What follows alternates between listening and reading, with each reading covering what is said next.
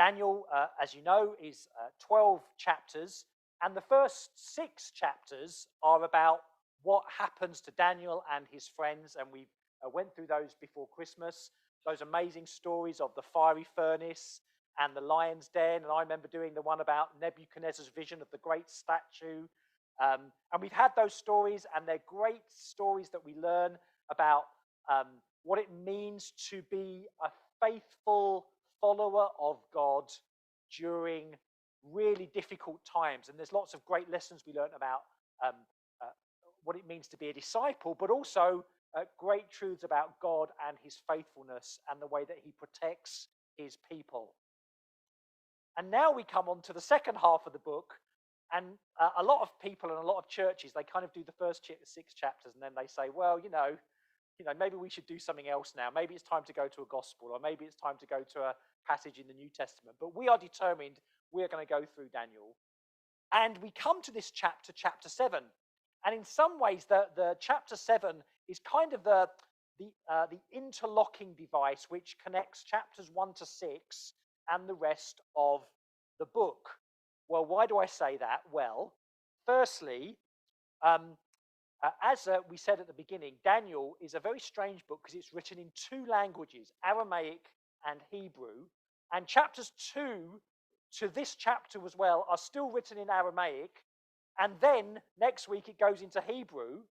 But the style of the writing, which we're going to talk about in a minute, is actually links chapter 7 to the rest of the book. So chapter 7's kind of in the Venn diagram. Chapter 7 is right in the middle. And so it's very helpful to us as we move from what happened to Daniel now to what Daniel saw. And you might be thinking, wow, Daniel's been eating a lot of cheese, because these are very strange visions and dreams that he is having.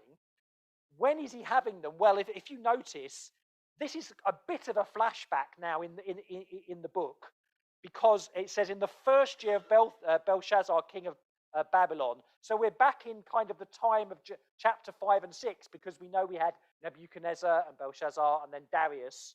So it's kind of the book now goes back in time. So Daniel's having these dreams during the time when Belshazzar was king of Babylon. Now, if you think this is very complicated, look, we watch programs all the time where people are having flashbacks, and you have to have 2 flashbacks and 3 flashbacks. So don't say, oh, this is hard. We watch TV like this all the time, and we think, oh, that's really good. Sometimes our brains, I think, when it comes to reading God's word, we kind of think, oh, this is too hard for us. We cope with this stuff all the time. And also, we cope with the type of writing that this is. Now, some of you may have heard this word before. This style of writing, which isn't just in the Bible, there's other cultures and religions and others that use this style of writing. And of course, if you're an academic, you spend your time talking about, well, is this part of this genre or not? This is known as apocalyptic writing. Apocalyptic writing.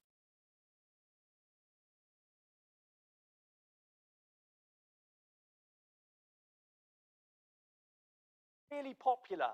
And it's quite a strange thing, isn't it? After a hard day's work, why would you want to come down and sit and binge watch something which talks about the end of the world and zombies and chaos? Well, it's very interesting because those are very popular things at the moment. So in some ways, this is a very relevant passage in our culture. Sorry, this is the problem of not wearing a jacket. Oh, it's fine. It's fine. This one's fine. Now, apocalyptic, you might say, well, this writing is all about, as well as it being really weird, it's all about the future. Daniel's having these visions about what's going to happen in the future, and it talks about the end of the world and cataclysm, and that's what the apocalyptic is about. Well, yes and no. Some of you might know that actually the word apocalypse is not just talking about the end time and what's going to happen to the world that people think. Apocalypse actually means the word to reveal. It means revelation. It means to uncover something that's hidden. That's what the word is, reveal. So here's the funny thing. Passages like this in the Bible, in Daniel, and especially in the book of Revelation, they're not really about predicting the future. It's about us getting a sense of perspective. It's not about confusing us. As Hannah read the passage, you might be thinking, wow, this is really weird. It's not about confusing us. It's about making things clear. Do you see what happened at the end of our passage today?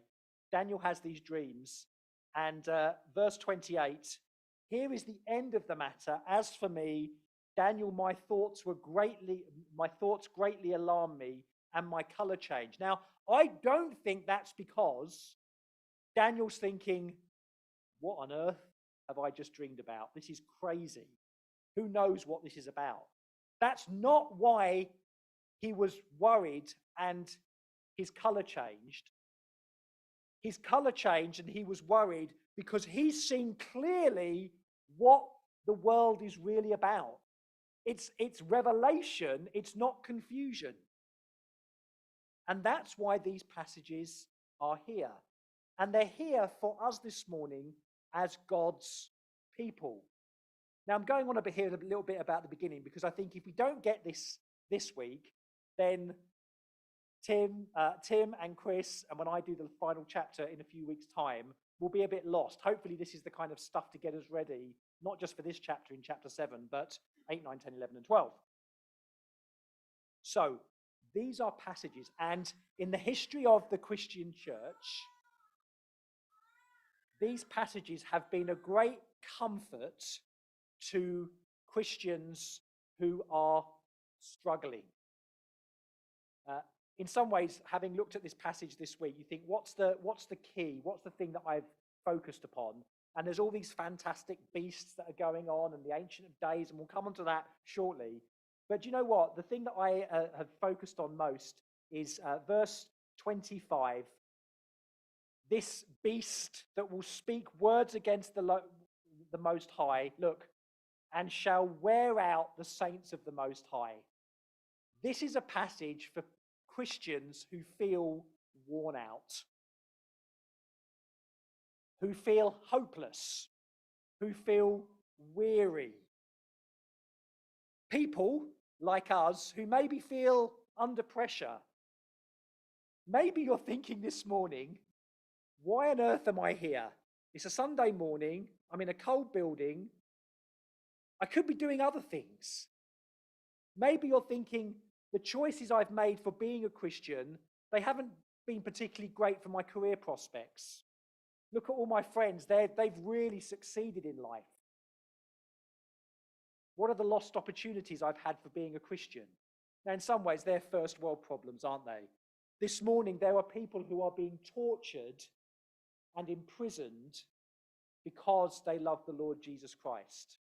And that is why in the history of the church, these passages have been a lifeline for Christians like that, Christians like us. Because instead of just giving us the horizontal view of what life is like on this plane, the apocalyptic pulls off the curtain. It kind of takes off the veneer to see what's really going on. The apocalyptic is about reality, not sometimes the illusion of what we see around us. And that's why it's so important. So this is a vision of reality that Daniel gives us. And yet, we sometimes as Christians focus on the details. Oh, I wonder who that leopard was or who that lion was. Well, yeah, those are important questions. But the bigger picture is that this is meant to be a passage that shouts hope and comfort in these word pictures. It gives us a sense of perspective. So really, in some ways, the message this morning is very simple. The message this morning is very simple. And I just want to make a few comments about chapter 7. which maybe gives us that hope and encouragement if we're struggling to be a Christian, thinking, oh, this is so tough. We need the sense of perspective. Okay. So here's Daniel. He's in the first year of Belshazzar, and he has this dream, this vision. And the first thing he notices are from the sea, these beasts that are emerging. And what's that all about? They all have distinctive characteristics. And they all are... Daniel doesn't... They're not beasts. They look like beasts. It's kind of God giving us words in the human language that we can understand. And there's 4 of them. And here's the interesting thing. As Daniel will interpret, these beasts represent different kingdoms. Now, of course, theologians and biblical scholars, they spend a long time trying to work out who these beasts are. And if you want to know, and again, it doesn't matter for the whole understanding of the passage, I think that probably the first beast is talking about the Israelites who are captive to Babylon. I think this is about Babylon. I think the second beast, the one who has the kind of the strange 2 sides and one side is stronger than the other, probably the Medes and the Persians that we learn about a bit later on in Daniel, or a bit before. And then the third beast, maybe the Greek Empire. And then the fourth beast that isn't even given a description because it's so terrible, probably that's talking about the Roman Empire. But in some ways, yes, but in other ways, these beasts represent everything that is wrong and evil in the world. It's about kingdoms, successive kingdoms of the world that come and are terrible. And I think that's the interesting thing about these beasts that are described, because you might think, and again, because we watch a lot of these kinds of programs now, we watch kind of Fantastic Beasts and Where to Find Them, and we think, oh, these beasts, they don't sound that bad. In fact, they sound quite interesting. But to the hearers of this passage, these are horrific pictures. One, they come out from the sea. Now, we've said this before, haven't we, when we've been looking at things. The sea, for God's people in the ancient Near East, meant chaos. They were not a seafaring nation. The sea represents everything bad. That's why in Revelation 21, there is no more sea. The sea has gone. Now, I say that as someone who comes from Southend-on-Sea. I love the sea. But it's a symbol of everything that is bad and chaotic. And these beasts come out of the sea. It's kind of Genesis 1 again, but kind of gone wrong. And here these beasts come out. And do you notice they're all hybrids? They look like kind of part human, part beast, part different types of beasts. The first was like a lion and had eagle's wings.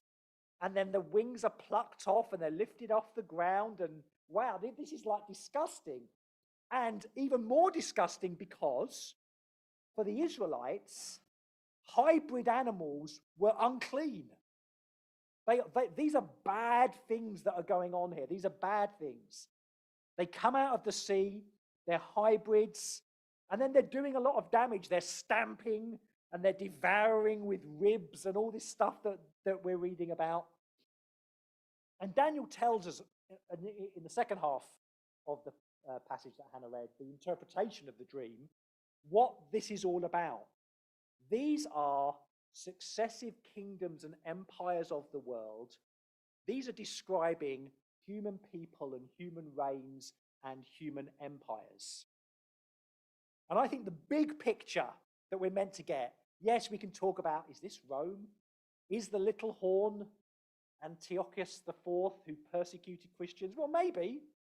But the big picture is this. Until Jesus comes again, there will always be kingdoms and powers that actually are human, but you could say are beastly. This is who wrote the poem, or the poem that has the line, the inhumanity of man. This is why these images are very appropriate. Daniel is saying, God is saying to us this morning that don't dress up human beings as being wonderful and perfect. There is evil in the world, and it comes and it goes, and it comes and it goes. And all of these, in their different ways, show the inhumanity of man. And that's a radical thought today. When we had our men's breakfast yesterday, this is one of the things that we were discussing. On the one hand, our culture recognizes that things are going wrong, that terrible things are happening. And we think, as Christians, surely now, this is the time to talk about, actually, humans aren't great people. We are sinful. We have rebelled. It does create all kinds of problems for relationships. And the world is in a very broken state.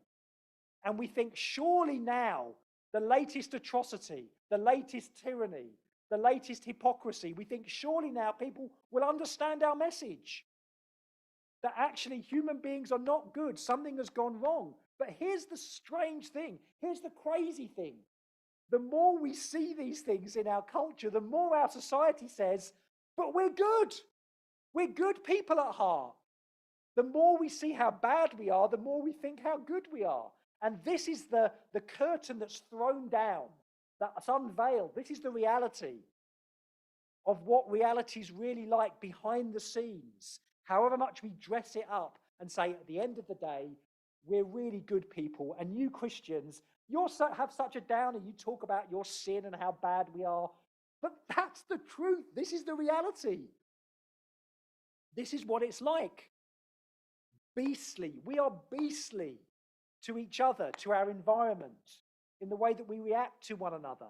I'm not saying we don't do a certain sense of good, but our hearts are wicked. That's what the psalmist said, above all things. And sometimes that shows itself when humans get together and want to rule other people and do terrible things to them and do terrible things to Christians. Now, I said at the beginning this is meant to be a message of hope. It hasn't really started like that. But this is the reality. You'd rather believe the reality than a lie. And this is the truth. That's the clarity of the apocalyptic. The inhumanity of man. And lots of Christians have to live under these kinds of regimes where Christians have been persecuted and not liked. And maybe there's a sense in which I wonder whether in our society, whether that's going to be more and more the case as we go on. So Daniel has these particular kind of visions, and they're these 4 beasts. And yet, secondly, there's this. So the first thing, the inhumanity of man. The second thing, the sovereignty of God. Now, this is very important that we understand this properly, or else we could kind of charge God with all kinds of things. But as Hannah read the passage, did you notice as these beasts were being described that actually they're told to, they don't have kind of supreme authority, they are controlled. Look, I saw in my vision 4 winds, 4 great beasts. The first was like a lion and had eagle's wings, verse 4. Then I looked, its wings were plucked off. Well, who did the plucking? And it was lifted from the ground. Who did the lifting? And made to stand on 2 feet. And another beast, the second one, like a bear, it was raised up on one side. Well, who did the raising? It had 3 ribs. And it was told, arise, devour much flesh. Well, who told it? And after I looked, and behold, another like a leopard with 4 wings of a bird on its back. And dominion was given to it. Who gave it dominion? Look, here's the thing. And this is an encouragement, brothers and sisters. This is not meant to be a kind of just a puzzle that we have. This is meant to be an encouragement that no matter how terrible these kingdoms are, however much it looks as if they are in control, that they rule everything, God's sovereignty is behind all of these things.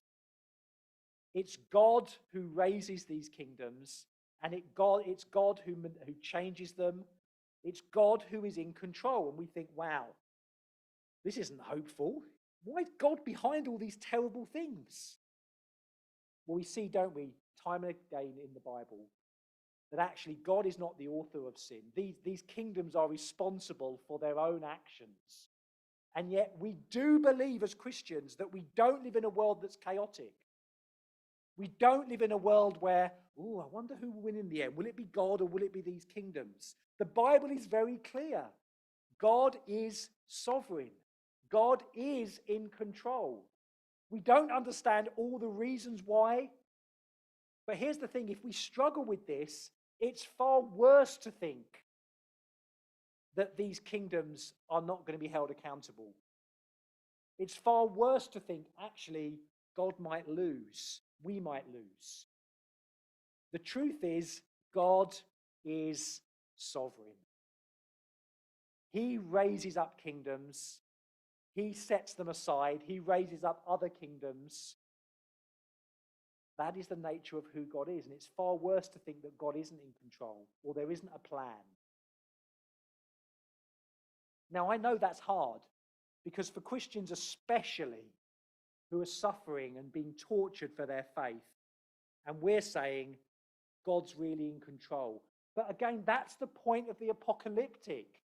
We're meant to look past that and say, I don't understand everything, Lord. Hear my cry, but I know that you are in control. The sovereignty of God.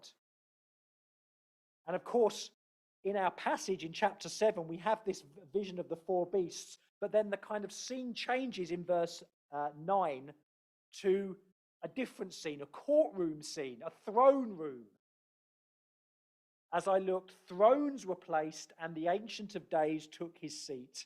His clothing was white as snow, and the hair of his head like pure wool.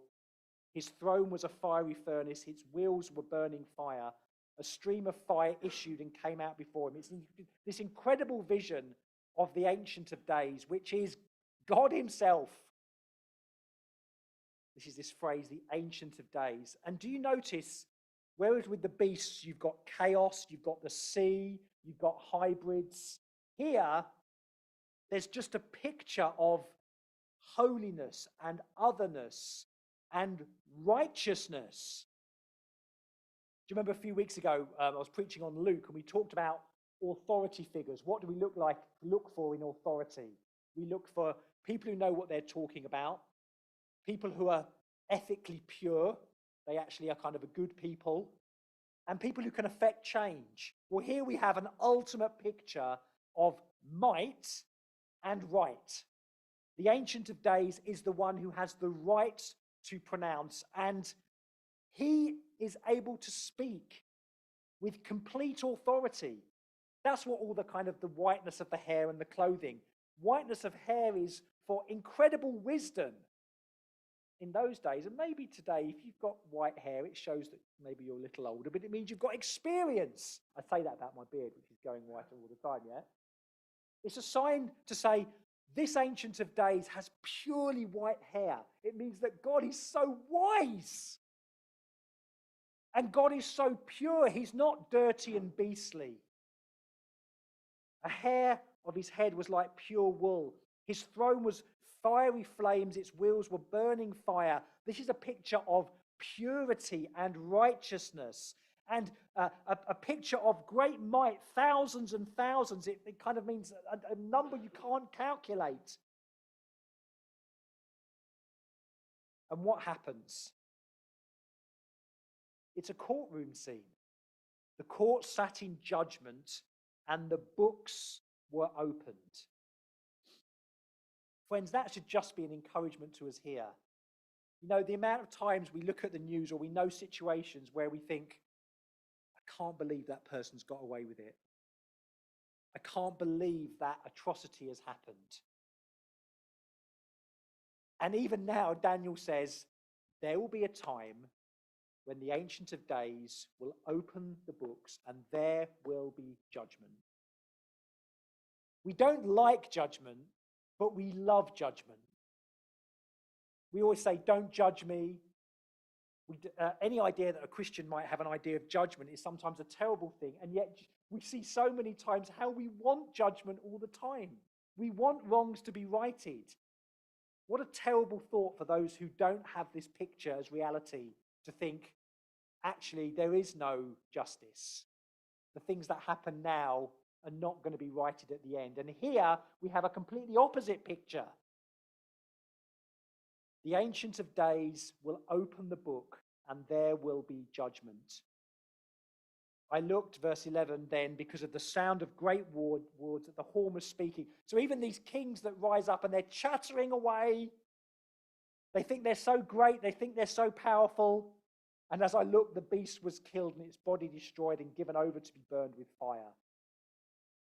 As for the rest of the beasts, their dominion was taken away, but their lives were prolonged for a season and a time. Look, judgment is coming. That's what the apocalyptic tells us. And yeah, that's a revelation and it's a prediction at the same time. You see, you're starting to see why Christians throughout history have found these passages so comforting when terrible things are being done to them and being done to others. And I think that does affect our attitude.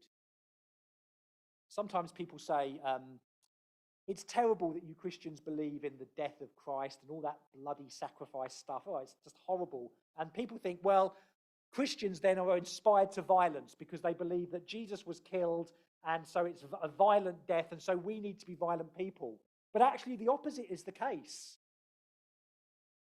In some senses, we're not to be violent at all because we know that one day there will be judgment. And so that takes the pressure off us to think, I've got to get back with that person now. I've got to do them in now. No, we know that judgment is coming. That doesn't say that we're to be kind of laissez-faire and laid back and not do anything. This is a call to action. But I think it does say, at the end of the day, that's why Jesus does say, love your enemies as yourself. Why it does say that actually God will deal with these things one day. Maybe not now, not that we can see, but one day these things will be dealt with. And that's why Christians often in great stresses and persecutions have been able to deal with what's going on to them because they know that the books will be open one day and the Ancient of Days, who is sovereign, will sort things out. So the inhumanity of man and the sovereignty of God. And then we've got this picture of one like a son of man. Verse 13. I saw in the night visions, and behold, the clouds of heaven, there came one like a son of man, and he came to the Ancient of Days and was presented before him, and to him was given dominion and glory and a kingdom, that all peoples, nations, and languages should serve him. Now, we could spend a long time on this. What is like a son of man in the Old Testament especially?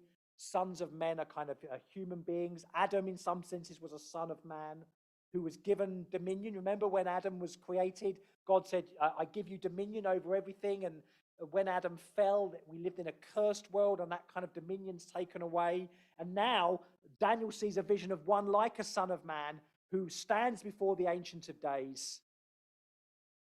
Like a son of man, so like a man, but coming with the clouds of heaven. And the only being that comes with clouds of heaven is God. So this is someone who is a man and God at the same time. And of course we know, don't we? Because this is the most popular description that Jesus had of himself. Jesus is the Son of Man. This is a picture of the Son. This is a picture of Jesus Christ, who's been given all authority and power, as he said at the end of Matthew's Gospel. Jesus, who talks about being the Son of Man. And amazingly, we know that for him to have that glory and dominion, we have a throne room scene, but we also have the cross. Here's how Jesus talks about the Son of Man in Luke 21. And this leads to our kind of final little application point for the day. Here's what Jesus said. And there will be signs in sun and moon and stars, and on the earth distress of nations in perplexity because of the roaring of the sea and the waves, people fainting with fear and with foreboding of what is coming on the world. For the powers of the heavens will be shaken, and then they will see the Son of Man coming in a cloud with power and great glory. Now, when these things begin to take place, this is Jesus, straighten up and raise your heads, because your redemption is drawing near. In this great passage,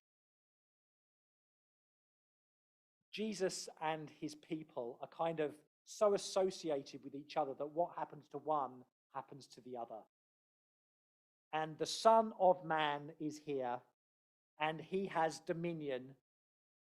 But at the end of the passage, not that the Son of Man isn't there, but the focus is on the saints.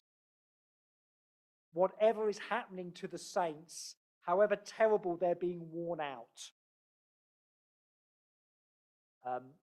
he shall wear out the saints of the Most High, verse 25, and this little horn will think to change the times of the Lord. There will be given times into his hand for a time, times and half a time. But the court shall sit in judgment, and his dominion will be taken away and be consumed. And the kingdom and the dominion and the greatness of the kingdom under the whole heaven shall be given to the people of the saints of the Lord Most High. His kingdom shall be an everlasting kingdom, and all dominion shall serve and obey him. Friends, the whole point of Daniel 7 is this. At the end of the day, Jesus wins. And that means God's people win. You see why that perspective is so important? You think, I'm a Christian in a cell being persecuted for my faith. And here I read that there will be vindication one day. That Jesus is Lord today, and one day he will come again, and we will be vindicated.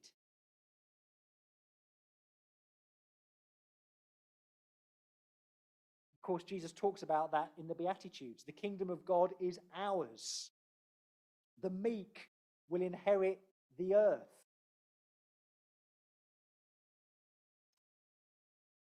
So this is a passage this morning that is not about confusion, it's about clarity. And it's for Christians who are feeling worn out. Maybe you're feeling worn out.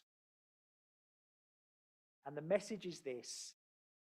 We're to understand the reality of evil in the world and call it that. We're to understand the sovereignty of God over everything. We're to believe in the Ancient of Days where the books of justice will be opened. We're to believe in the Son of Man who came to seek and save the lost, and we are identified with him. And this is not my words, this is Jesus' words to all of us this morning. In light of whatever thing we're facing, however we're worn out, however hopeless we feel, we're to straighten up and raise our heads because redemption is drawing near. This is a very clear, encouraging passage because it shows us what reality is really like. And may we be people who straighten up and raise our heads because we have a great message to tell. And I think that idea of vindication is so important to those who are struggling, that matter of perspective. And I wonder whether God gives us these kinds of pictures. He kind of speaks to us in baby language so we can understand. And let's see these as word pictures that we can kind of get a sense and an impression. It's kind of saying, look, no matter what the details are this morning, I want you to be thinking, sin is real, God is in control, Jesus is coming back, we win. That's an encouragement, isn't it? Let's pray.